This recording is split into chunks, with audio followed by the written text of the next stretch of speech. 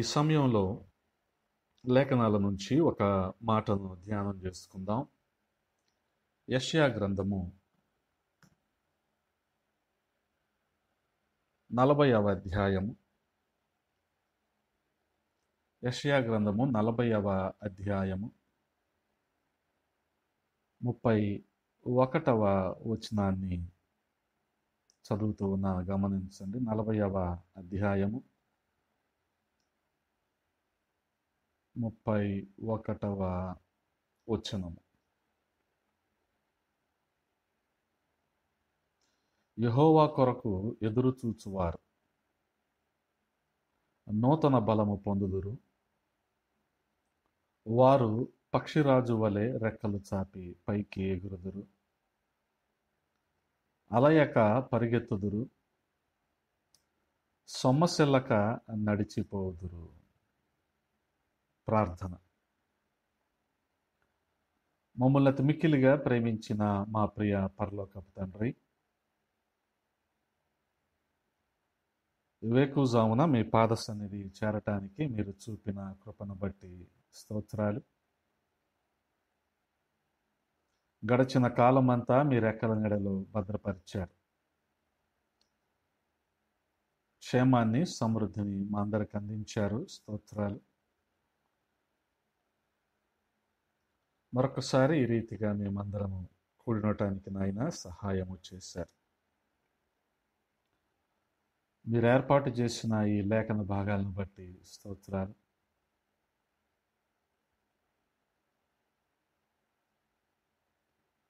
వీటిని ధ్యానించుండగా తండ్రి, మీ కృపను మాకు తోడుగా ఉంచండి.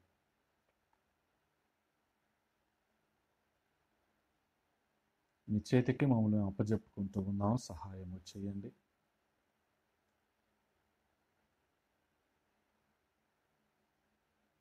మా సమయాన్ని దీవెనకరంగా మార్చండి. అల్పుణ్ణైన నన్ను మరుగు చేసి మీ ఆత్మచేత నింపి వాడుకోమని బతిమాలుకుంటూ ఉన్నామయ్యా. ప్రతి ఒక్కరిలో మీ ప్రార్థనాత్మను ఉంచండి. ఎవరు ఏ ప్రాంతం నుంచి అయితే ఏకీభవిస్తూ ఉన్నారో వారందరిలో ప్రభా మీరుండండి. వారితో మీరు ముచ్చటించమని, విశేషంగా ప్రతి ఒక్కరితో మాట్లాడమని బతిమాలుకుంటూ ఉన్నాం.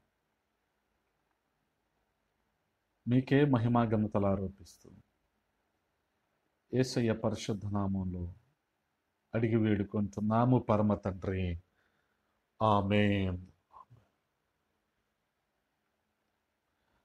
ప్రభునందు ప్రియ సహోదరి సహోదరులారా, చదవబడిన మాటలు చాలా శ్రద్ధగా గమనించండి. యెషయా గ్రంథము 40వ అధ్యాయము 31వ వచనంలో ఈ రీతిగా రాయబడింది. యెహోవా కొరకు ఎదురు చూచువారు నూతన బలము పొందుదురు. వారి పక్షిరాజుల వలె రెక్కలు చాపి పైకి ఎగురుదురు. అలయక పరిగెత్తుదురు, సొమ్మసిల్లక నడిచిపోవుదురు. గమనించండి. స్పష్టంగా ఈ లేఖన భాగంలో దేవుని మీద ఆధారపడేవారు, దేవుని మీద విశ్వాసం ఉంచిన వారు, ఆయనను గురిగా కలిగి వారి జీవితాన్ని కొనసాగిస్తున్న వారు ఏ రీతిగా ఉంటారు అన్న విషయాలు మనకి కనబడుతూ ఉన్నాయి. లోకంలో చాలా సందర్భాల్లో మనకి శ్రమలు కలిగినప్పటికీ వాటన్నిటిలో నుంచి ప్రభువు మనకు జయాన్ని అనుగ్రహించి నూతన బలం ఇచ్చేవాడిగా ఉన్నాడు. అదే రీతిగా చూడగలిగితే ఇక్కడ విశ్వాసులైన వారు, ఎవరైతే ఆయన మీద ఆధారపడిన వారు ఉన్నారో విశ్వాసులైన వారు, వారిని ఇక్కడ పక్షిరాజుతో పోల్చుతున్న సంఘటన మనం చూస్తూ ఉన్నాం.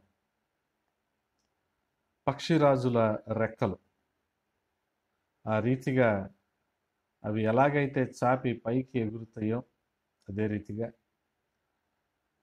ఏమాత్రం అలసట లేకుండా గమ్యం వైపు కొనసాగుతూ ఉంటాయో అదే రీతిగా. ఎందుకంటే గమనించండి, కొన్ని సందర్భాల్లో దేవుడు మనల్ని పిలుచుకున్న విధానాన్ని మనం మర్చిపోయి మన గమ్యం వైపు మనం వెళ్లకుండా ఎటేటో వెళ్ళిపోతూ ఉంటాం. అందుకనే చాలామంది విశ్వాసులకి గురి గమ్యం తెలియదు. ఎందుకు రక్షించబడ్డారు అనేది చాలామందికి తెలియదు. కారణం ఏంటంటే అపవాది అలాగా భ్రమపరుస్తూ ఉంటాడు. వాస్తవానికి ప్రభువు మనల్ని ఈ లోకంలో నుంచి వేరుపరిచి రక్షించుకున్న విధానం, ఆయన యొక్క ఉద్దేశం ఏంటంటే ఆయనకు మహిమకరంగా మనం జీవిస్తాము అని, ఆయనకు సాక్షులుగా మనం ఉంటాము అని, రక్షించబడిన మనము అనేకులను రక్షణలోకి నడిపిస్తాము అని. ఈ గమ్యాన్ని మనం మర్చిపోయి మేము ఈ లోకంలో ఉన్నదే ఈ లోకాన్ని అనుభవించటానికి, ప్రభువు మనల్ని రక్షించుకున్నదే ఆశీర్వాదకరంగా ఉండటానికి. చాలామంది మనసులో ఉన్న ఆలోచన ఏంటంటే ఆశీర్వాదం అంటే వస్తు వాహన సంపదలు అనుకుంటున్నారు ఆశీర్వాదం అంటే. అని గమనించండి, రక్షణను మించిన ఆశీర్వాదం ఇంకొకటి లేదు. మరొకసారి చెప్తున్నా, రక్షణను మించిన ఆశీర్వాదం ఇంకోటి లేదు. అందుకనే ఖచ్చితంగా నువ్వు రక్షించబడాలి. ఎందుకు రక్షణను మించిన ఆశీర్వాదం ఇంకొకటి లేదు అంటే, లోకాసువార్తలో ధనవంతుడు లాజరు మనకి కనబడతా ఉంటారు. ధనవంతుడికి అన్నీ ఉన్నాయిగా. ఈరోజు మనం అనుకుంటున్నాం చూడండి, పక్క వారిని చూసి పోల్చుకొని వారిలాగా మనకి లేదే, వాళ్ళలాగా దేవుడు మనల్ని దీవించలేదే, వారిలాగా మనల్ని ఆశీర్వదించలేదే. నీకోసం రామోజీ ఫిలిం సిటీ కట్టిస్తాడు దేవుడు, ఏం చేస్తావు కదా? అది ఆశీర్వాదం కాదు, గమనించండి. చూడగలిగితే ధనవంతుడు ఈ లోకంలో ఉన్నప్పుడు అన్నీ అనుభవించాడు, అన్నీ ఉన్నాయి, ఎక్కువ తక్కువగా ఉన్నాయి ప్రతిదీ కూడా. ఆయనకి మంచి ఖరీదైన వస్త్రాలు ధరించుకున్నాడు, ఖరీదైన జీవన విధానంలో ఉన్నాడు, ఆ జీవన శైలి అతను అనుభవిస్తూ వచ్చాడు, అంతా బాగానే ఉంది. కానీ చనిపోయిన తర్వాత నరకానికి వెళ్ళాడు. అంటే డబ్బున్న వాళ్ళందరూ నరకానికి వెళ్తారండి అనుకోవద్దు. దేవుణ్ణి విడిచిపెట్టి డబ్బునే ప్రాధాన్యతను కలిగి జీవించేవారు ఖచ్చితంగా నరకానికి వెళ్తారు. దేవుణ్ణి విడిచిపెట్టి ధనం వారికి విగ్రహం అయిపోద్దప్పుడు. సంపాదన వారికి విగ్రహం అయిపోద్ది, ఒక అతిశయం అయిపోద్ది. ఇక దేవుడు మాకేం చేశాడు అనే పరిస్థితిలోకి వెళ్తారు. ఇదంతా నా రెక్కల కష్టం కదా, ఇది దేవుడిచ్చింది కాదు అనుకుంటారు. ఆ పక్కనే ఉన్నాడు లాజరు, గమనించండి. లాజరు కురుపులతో ఉన్నాడు, తినటానికి కూడా లేక. ధనవంతుడు బల్ల మీద నుంచి పడేయి తిని బతుకుతూ ఉన్నాడు. కానీ చనిపోయిన తర్వాత గమనించండి, దేవదూతలు వచ్చి అతన్ని తీసుకెళ్ళి అబ్రహాం రొమ్మున ఆనుకుంటున్నాడు. గమనించండి. ఇప్పుడు మనకి వస్తు వాహన సంపదలు ముఖ్యమా, లేదా మన ఆత్మరక్షణ ముఖ్యమా? ధనవంతుడికి శరీర స్వస్థత ఉంది, కానీ ఆత్మరక్షణ లేదు. లాజరుకు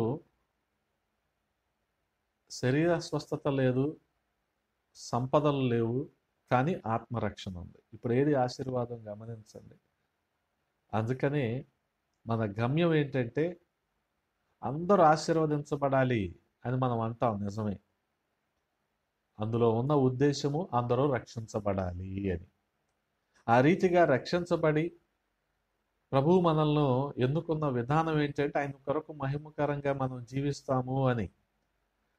అది విడిచిపెట్టేసి లోకం వైపు చూస్తూ మన గమ్యాన్ని మనం మర్చిపోయి ధనం వెంట పరుగులెడుతూ ఇక లోకంలోనే ఉండి మనుషుల్ని సంతోష పెట్టాలన్న ఉద్దేశంతో జీవిస్తూ ఉన్నాం అనుకోండి, మనం గమ్యాన్ని మనం ఎప్పటికీ కూడా చేరుకోలేం. ప్రభువుని ఎప్పటికీ కూడా మనం మహింపరచలేం. అందుకనే కొన్ని సందర్భాల్లో మనం సమస్యల గుండా వెళ్ళినప్పటికీ ప్రభువు ఖచ్చితంగా మనకు నూతన బలాన్ని ఇచ్చేవాడిగా ఉన్నాడు, గమనించండి. అందుకనే చూడగలిగితే పరిశుద్ధ గ్రంథంలో పక్షిరాజు మనకు అనేక పాఠాలు నేర్పిస్తూ ఉంది. పక్షిరాజును చూసి ఒక విశ్వాసి ఖచ్చితంగా నేర్చుకోవలసిన విషయాలు ఎన్నో ఉన్నాయి. మొదటిగా చూడగలిగితే ప్రియ సహోదరి సహోదరులారా, పక్షిరాజు తన రెక్కలు చాపి పైకి ఎగురుతుంది. హల్లెలూయా! చాలా ఎత్తుకు ఎగరగలదు. అంతేకాదు, ఒక ఎత్తుకి చేరినప్పుడు అది ఇతర పక్షుల్లాగా రెక్కలు అటు ఇటు కుట్టుకుంటూ ప్రయాసతో ఎగరవలసిన అవసరం లేదు. రెక్కలు చాపి ప్రశాంతంగా ఎగురుతూ ఉంటుంది. పక్షిరాజు గమనించండి, 5 లేక 6,000 అడుగుల ఎత్తులో ఉంటుంది. ఆ, అందుకని దాదాపుగా మన కంటికి కనిపించదు. అదేదో కిందకి వచ్చేటప్పుడు ఆహారం కోసమో దేన్నైనా చూసి వచ్చేటప్పుడు మనకు కనపడటమే కానీ ఇది ఆ స్థాయిలో ఎగురుతున్నప్పుడు 5,000 అడుగులు 6,000 అడుగుల ఎత్తులో ఎగురుతూ ఉన్నప్పుడు అది మనకి కనిపించదు. అంతే కదండి. విమానాలు కూడా దాదాపుగా ఆ, కొన్ని దూరాలు ప్రయాణం చేసే విమానాలు అయితే 30,000 అడుగులు ఎగురుతూ ఉంటాయి. అందుకని అవి మనకు కనిపించవు. అవి ఉన్నాయి అన్న సంగతి కూడా మనకు తెలియదు. కానీ కిందకి ఎప్పుడో వచ్చేటప్పుడు కనపడతాయి అంతే. అలాగే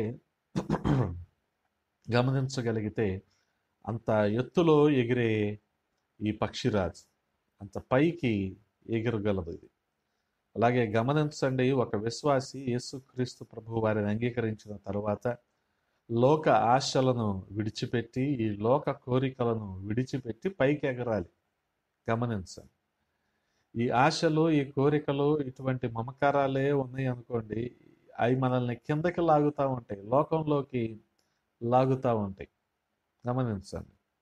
అలాగే చూడగలిగితే ఎలాగుంటాయి అంటే ఇవి ఉద్యోగం పర్మనెంట్ అవ్వాలి, ఉద్యోగం పర్మనెంట్ అవ్వాలి, ఉద్యోగం పర్మనెంట్ అవ్వాలని ప్రార్థన చేస్తాం.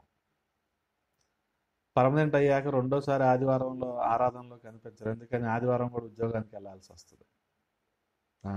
అలా ఉంటాయి అన్నమాట. అందుకని పక్షిరాజు ఎత్తైన స్థలాల్లో తన గూటిని నిర్మించుకుంటుంది. అలాగే మనం కూడా లోకం మనల్ని ఆకర్షించని ఉన్నతమైన స్థానంలో జీవించాలి. ఈ లోకాశల నుండి లోక కోరికల నుండి పైకి ఎగరాలి ఒకటి. ఈ లోకం మనల్ని ఆకర్షించని ఉన్నతమైన ఆత్మీయ స్థితిలో మనం ఉండాలి. అందుకనే పౌలు భక్తుడు అంటాడు,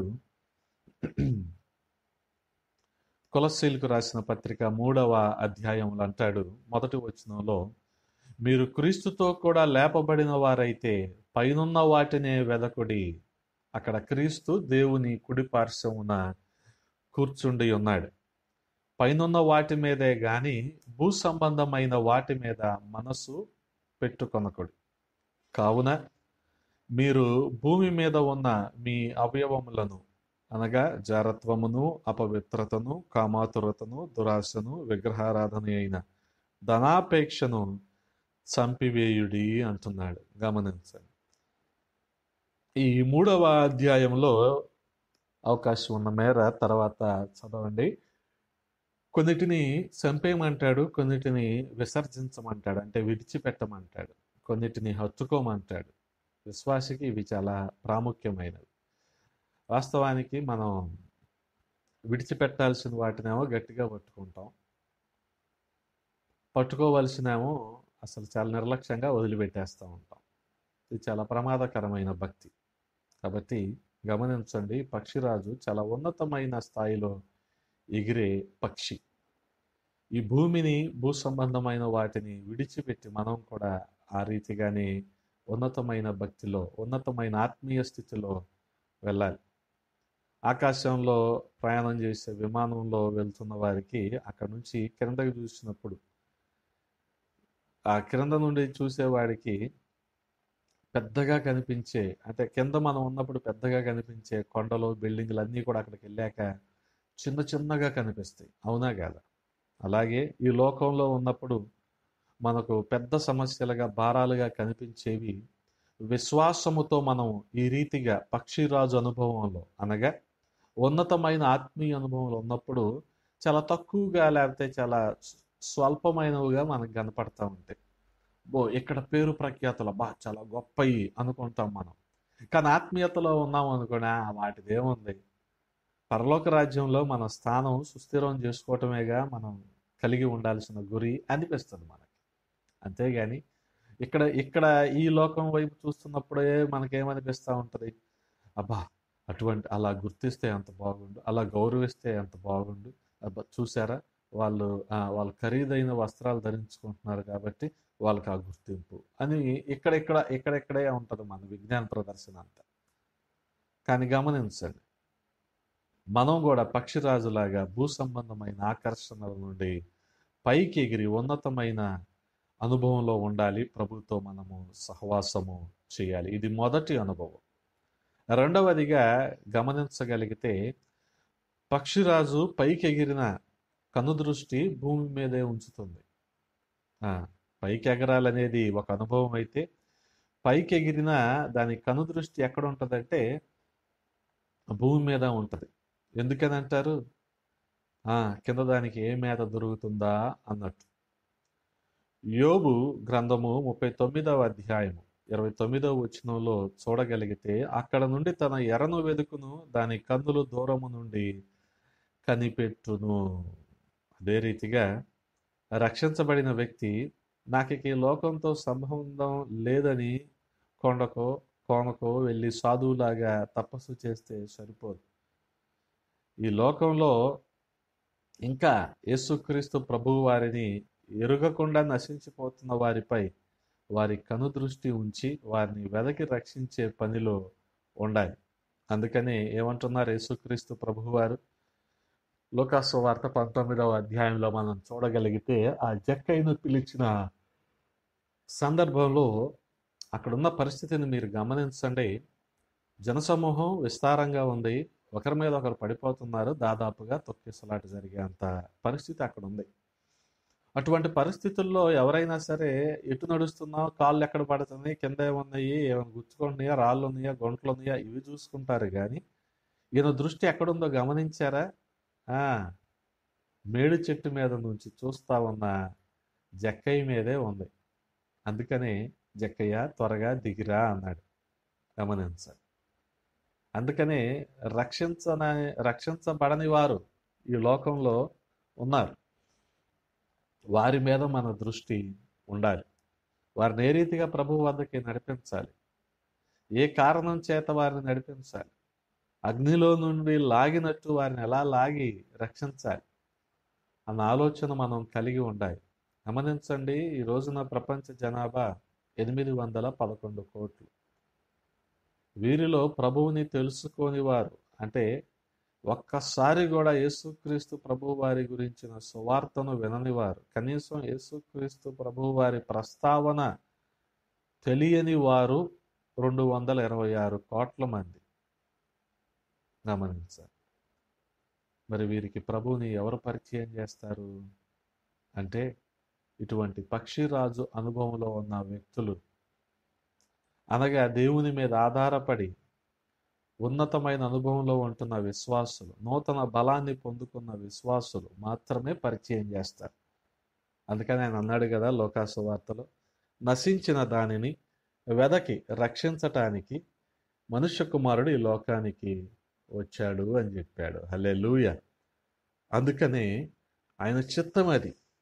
ఎవరు నశించిపోవటం ఆయనకి ఇష్టం లేదు కాబట్టే ఆ రోజున నోవాహు ఓడ తయారు చేస్తూ అనేకుల్ని కూడా అందులోకి రమ్మని ఆహ్వానించాడు. వాళ్ళేమో నోవాహు పిచ్చి పట్టింది అన్నారు. ఎవరు నశించిపోవటం ఇష్టం లేకే సొదొమ గొమొర్రా పట్టణాల నుంచి లోతుని వారి కుటుంబాన్ని బయటికి నడిపించారు. ఆ రీతిగా చూడగలిగితే ఆయన చిత్తం ఎవరు నశించిపోవటం దేవుని చిత్తం కాదు. అందుకని సువార్త ప్రకటించే విషయంలో, వాక్యాన్ని ప్రకటించే విషయంలో విశ్వాసులైన మనము సంకుచిత స్వభావంతో ఉండకూడదు.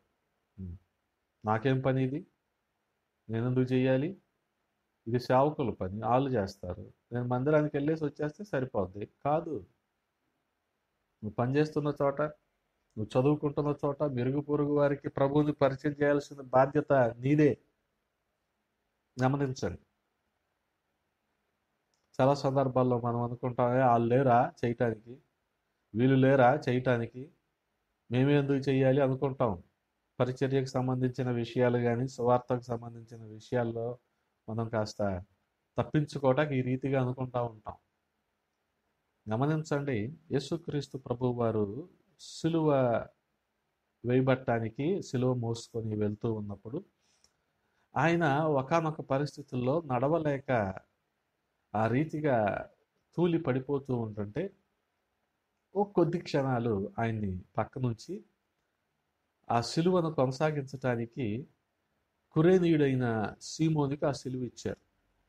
కురేనీయుడైన సీమోను దాన్ని మోస్తున్నాడు. ఇప్పుడు మీరు ఈ సంగతి బాగా అర్థం చేసుకోవాలి. ఆయనేమో ఇదేదో హైదరాబాద్ లాగా ఉందరే, ఇదేదో ఒక విహారయాత్ర లాగా ఉందని చూడటానికి వచ్చినోడు కురేనీయుడైన సీమోను. పల్లెటూరు నుంచి సిటీకి వచ్చినోడు, చూద్దాము పట్టణాన్ని చూద్దాము అని వచ్చినోడు. అలా వచ్చినోడిని రోమా సైనికులు ఏమంటున్నారు, నువ్వు సిలువ మొయ్యి అంటున్నారు.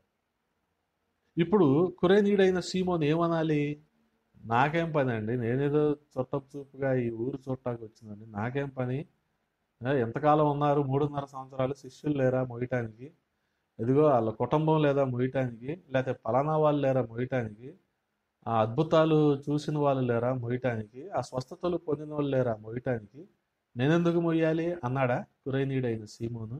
విధేయత చూపించాడు. అలా మొయ్యటం ఒక భాగ్యం అనుకున్నాడు, భారం అనుకోలేదు. హల్లెలూయా.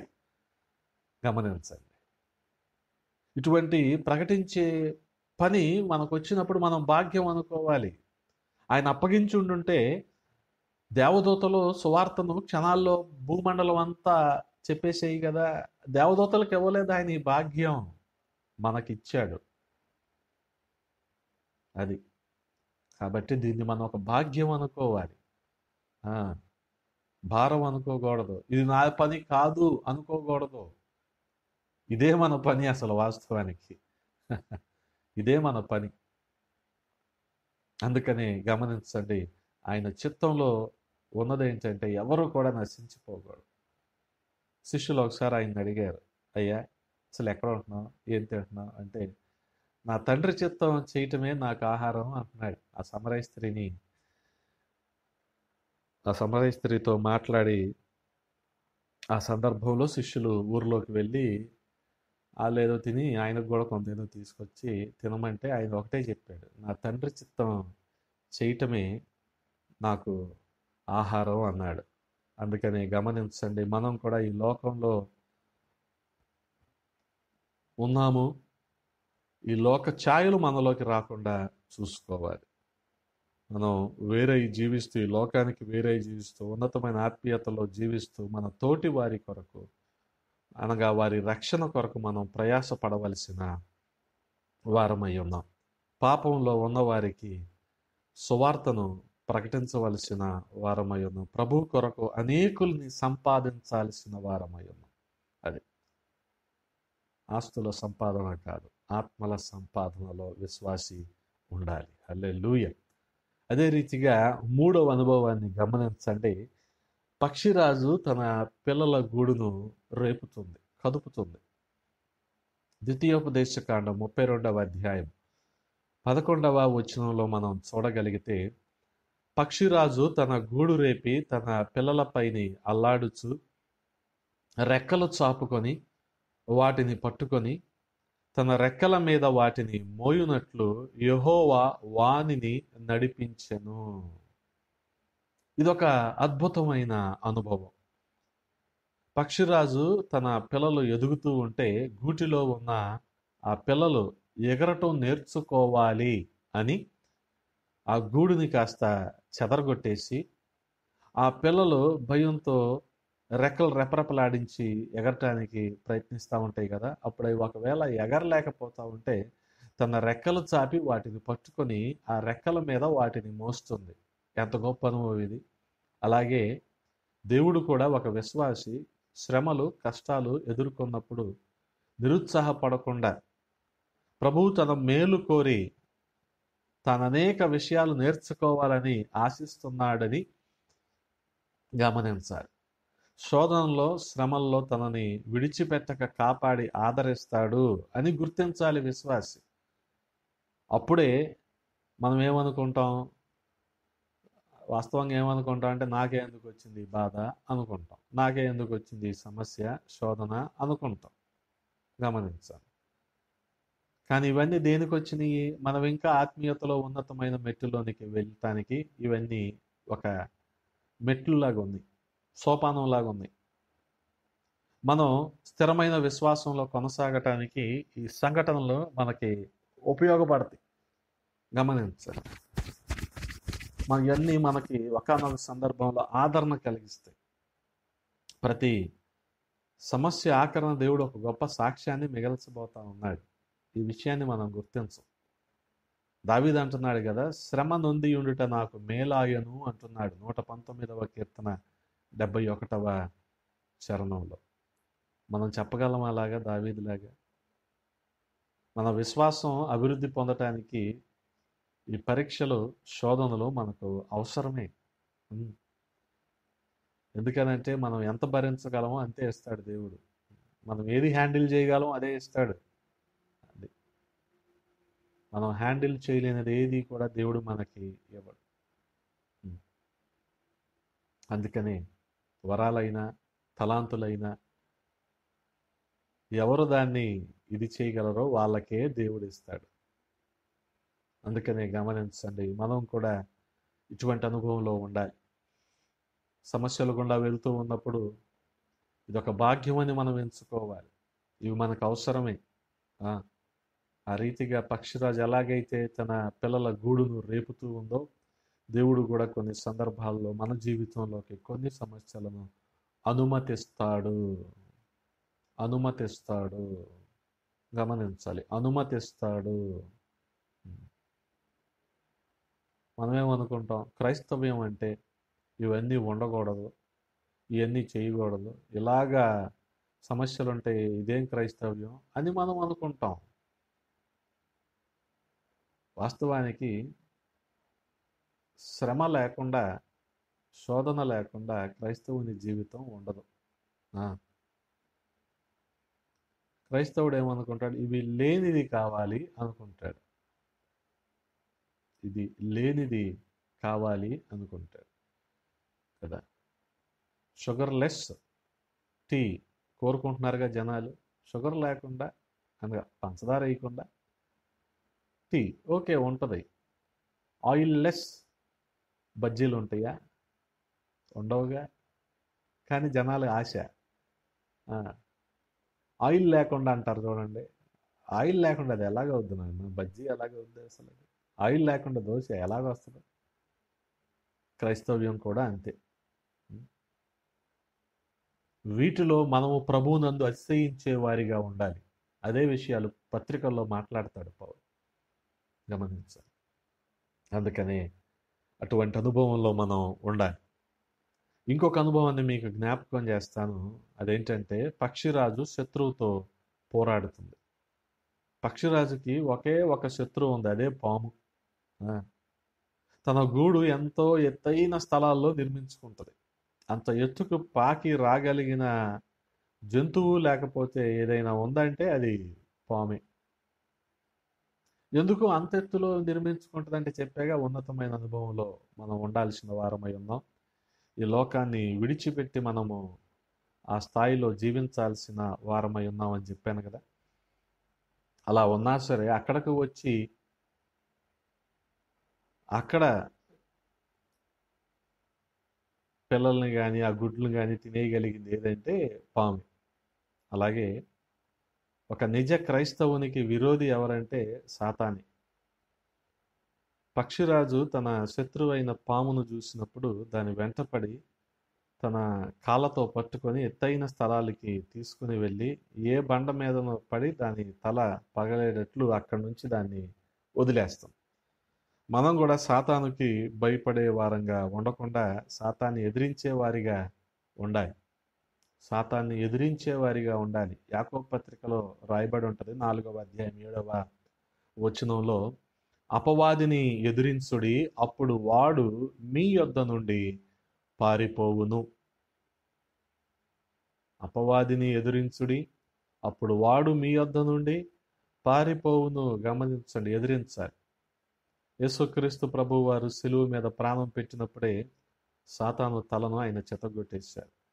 గమనించండి. అందుకని పౌలు భక్తుడు రాస్తాడు, రోమీలకు రాసిన పత్రిక 16వ అధ్యాయము 20వ వచనంలో, సమాధానకర్తయగు దేవుడు సాతానును మీ కాళ్ల క్రింద శీఘ్రముగా చితక తొక్కించును అని రాస్తాడు. గమనించండి. అందుకని అపవాదిని మనము ఎదిరించే వారంగా ఉండాలి, సాతాన్ని ఎదిరించే వారంగా ఉండాలి. చూడగలిగితే 1 యోహాను పత్రిక 4వ అధ్యాయం 4వ వచనంలో రాయబడిన మాట ఏంటంటే, మీలో ఉన్నవాడు లోకములో ఉన్నవాని కంటే గొప్పవాడు గనుక మీరు వాడిని జయించి ఉన్నారు అంటాడు. ఆ రీతిగా ప్రియ సహోదరి సహోదరులారా, మనము సాతాన్ని ఎదిరించవలసిన వారమై ఉన్నాం. మరొక అనుభవం ఏంటంటే, పక్షిరాజు తన బలాన్ని నూతనపరుచుకుంటుంది. వాస్తవానికి పక్షిరాజు చాలా దీర్ఘకాలం బ్రతుకుతుంది. సుమారు 70-80 సంవత్సరాలు బ్రతుకుతుంది. అది ఈ వయసు పైబడుతున్నప్పుడు దాని వెంట్రుకలు పాతగిల్లి ఆ ఈకలన్నీ కూడా ఊడిపోతూ ఉంటాయి. గోళ్ళు, ముక్కు ఇవన్నీ బండబారిపోయి పట్టుత్వం తగ్గిపోతూ ఉంటాయి. అప్పుడు అది ఏం చేస్తుందంటే, శక్తి లేనిదిగా, ఎగరలేనిదిగా ఉండిపోద్ది. అటువంటప్పుడు ఏకాంత స్థలాల్లోనికి వెళ్ళి నిద్రాహారాలు మాని ఒక బండ మీద కదలకుండా కూర్చుంటుంది. నిద్రాహారాలు మానితే ఏమవుతుంది? ఈకలన్నీ ఊడిపోతాయి, పాత ఈకలన్నీ కూడా పోతాయి, పాత వెంట్రుకలన్నీ కూడా పూర్తిగా రాలే వరకు అది అలాగే తినకుండా ఉంటుంది. ఈ అవస్థ తీరిన తర్వాత దానికి గొప్ప మార్పు కలుగుతుంది. అదే కొత్త ఈకలు, క్రొత్త గోళ్ళు, క్రొత్త వాడి అయిన ముక్కు ఇవన్నీ కూడా వస్తాయి. అదే నూతన బలము. హల్లెలూయా. గమనించండి, నూతన బలం, నూతన యవనాన్ని అది పొందుకుంటుంది. నూతన రెక్కలు, నూతన బలాన్ని పొందుకొని పక్షిరాజు ఆనందంతో మరలా పైకి ఎగురుతుంది. అలాగే క్రైస్తవులమైన మనము మన భక్తి జీవితంలో శ్రమలు, శోధనలు బట్టి అలసిపోయి ఉన్నప్పుడు గమనించండి, ఒకటి బాగా గుర్తుపెట్టుకోవాలి. మనం శక్తిని కోల్పోయినప్పుడు ప్రభువు మీద మనం ఆధారపడాలి. ఏకాంతంగా ప్రభు సన్నిధిలో మనం ఎప్పుడైతే మోకరించి ప్రార్థన చేస్తామో దేవుని శక్తిని, ఆయన పరిశుద్ధాత్మ శక్తిని మనం పొందుకుంటాం. ఆ రీతిగా చూడగలిగితే 103వ కీర్తన 5వ చరణంలో అంటాడు దావీదు మహారాజు, పక్షిరాజు యవనము వలె నీ యవనము క్రొత్తదగుచుండునట్లు మేలుతో నీ హృదయమును తృప్తిపరచుచున్నాడు అంటాడు.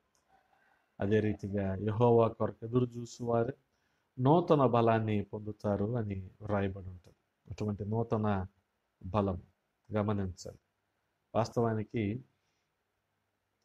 యోబు ఇటువంటి నూతన బలం పొందుకున్న అనుభవంలో ఉన్నాడు.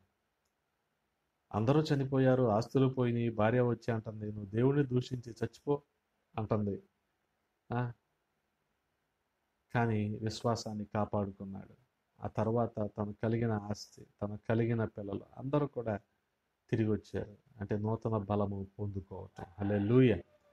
కాబట్టి చూడగలిగితే ప్రియ సహోదరి సహోదరులారా, మరొక అనుభవం, పక్షిరాజు తుఫానుల్లో కూడా ఎగరటానికి ఇష్టపడుతుంది. తుఫానులో వీచే హోరుగాలికి, వర్షానికి భయపడకుండా రెక్కలు చాపి ఎగిరి ముందుకు సాగిపోతుంది. గమనించండి, పక్షిరాజులు గుంపులుగా కాకుండా 2 లేక 3 మాత్రమే కలిసి ఎగురుతాయి. కొన్నిసార్లు దాదాపుగా ఒంటరిగానే ఎగురుతూ ఉంటాయి. అలాగే దేవుని బిడ్డలైన వారు, దేవుని విశ్వాసులైన వారు, ఆయన మీద ఆధారపడిన వారు, ఆయన నమ్ముకున్న వారు అందరిలాగా కాకుండా ప్రత్యేకించబడిన వారిగా ఉండాలి. మనం శ్రమల్లో, పోరాటాల్లో ఒంటరిగా ఉండటానికి భయపడకూడదు. నీటి ప్రవాహానికి ఎదురీదే చేపలాగా, తుఫానులో ముందుకు కొనసాగే పక్షిరాజులాగా మనం ఉండాలి. కొన్ని పరిస్థితులు మనకి వ్యతిరేకంగా మారినప్పటికీ వాటిలో కూడా ప్రభువు మీద ఆధారపడిన అనుభవంలో మనం ఉండాలి.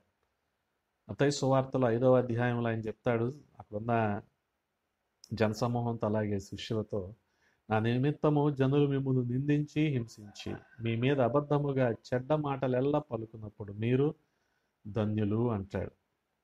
సంతోషించి ఆనందించుడి, పరలోకమందు మీ ఫలము అధికమగును అంటాడు. అలాగున వారు మీకు పూర్వముండిన ప్రవక్తలను హింసించిరి అని కూడా చెప్తారు. అటువంటి పరిస్థితుల్లో ఇవి వ్యతిరేకతల్లో కూడా, అనగా వ్యతిరేక వాతావరణం, వ్యతిరేకమైన ఆ వర్షపు హోరు, వాటిలో కూడా అది ఎగరగలదు. అలాగే విశ్వాసులమైన మనం కూడా ఇటువంటి వ్యతిరేకతల్లో ప్రభువుతో ఉండాలి, ఆయన మీద ఆధారపడాలి, ఆయననే గురిగా గమ్యంగా మనము కలిగి ఉండాలి. వాస్తవానికి పవిత్రమైన పక్షుల జాబితాల్లో పక్షిరాజు మనకి కనపడదు, కానీ పక్షిరాజు అనుభవాలను బట్టి విశ్వాసి నేర్చుకోవలసిన చాలా విషయాలు ఉన్నాయి. అలాగే విశ్వాసి పరిశుద్ధుడు కాదు, కానీ లోకంలోంచి దేవుడు ప్రత్యేకించి ఆయన ఏమంటున్నాడు, నేను పరిశుద్ధుడిని గనక మీరు కూడా పరిశుద్ధంగా ఉండండి అంటున్నాడు. అంటే గమనించండి, ఈ జీవితం దేవుడు మనకిచ్చిన దానం. అది కేవలం దేవుని కృపే.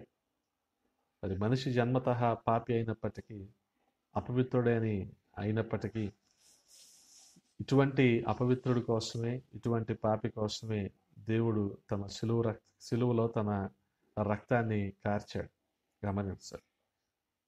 ఆ రక్తంలో మనం కడగబడినప్పుడు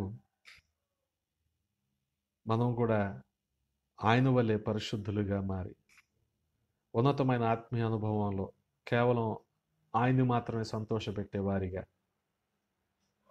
ఆయన చిత్తాన్ని చేసేవారిగా మనం ఉంటాం. అందుకని గమనించండి,